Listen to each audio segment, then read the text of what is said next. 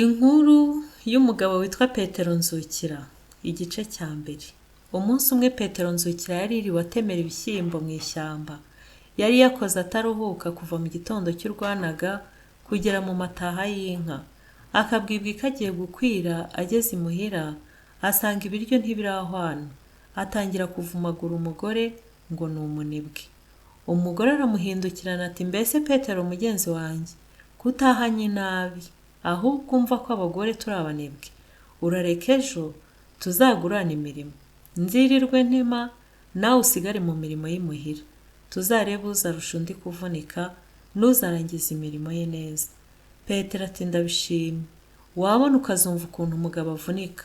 Noneho ahari byazagutera kurushaho kunyubaha no kumenya ko ari njyewe ugutunze.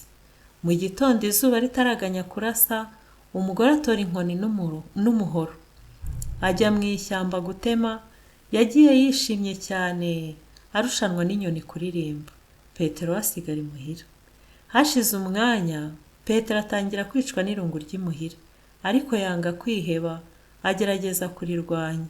Niko kubuganiza amata mu gisabo, atangira kuyacunda n'ubuhanga bwinshi. Nk'uko bisanzwe n'ubundi, umurimo mushya utera umwete. Ariko agasusuruko kamaze gukwira, Petero atangira kuma mu mihogo. Ahera ko ajya gushakira akayoga mu rwina bataragamo inzago. Urwagwa rwari rutaze mu gitariro kinini cy'idebe. Icyo kidebe cyari giteretse ku gasenge ku mitambiko itatu, kandi cyari gifite urufunguriro rw'icyuma mu ndiba.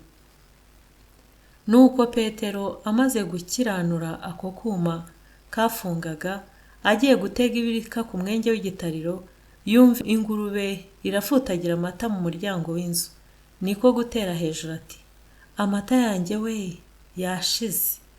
Uko yagafashe ibirika mu ntoki ahita yiruka, maze asanga igisabo gihennye n'ingurube yigaragura mu kiziba cy'amata.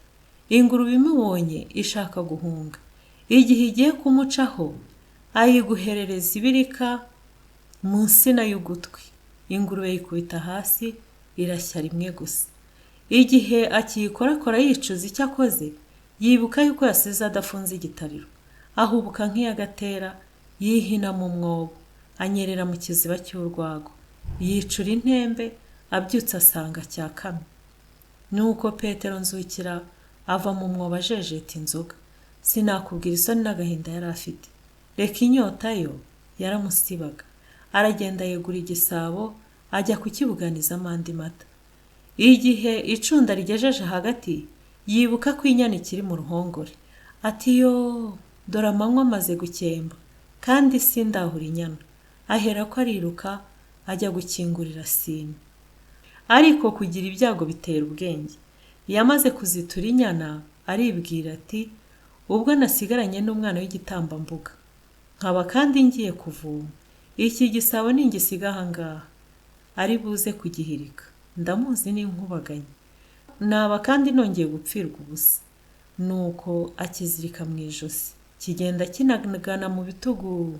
Atora akabindi, ajya kuvoma amazi yo kuhira Sine. Igihe yunamye kudubika ikibindi, amata yo mu gisabo aseseka mu mutwe no mu iriba. Nuko Petero yunamuka mu iriba ati ibi ntabyo, nta mata, nta n'amavuta nteze kubona uyu munsi. Reka gusa njye kuhira inyana, nayikenesheje rwose, ntikigiye kurisha pe.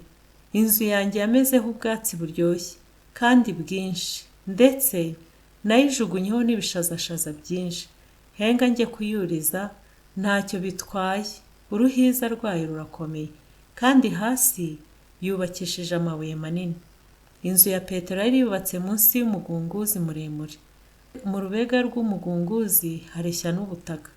Petero niko kuhatambika ikibaho kinini cyambukiranyaga inzira y'uruhiza rw'inzu, abona kucyurizaho inyana ye.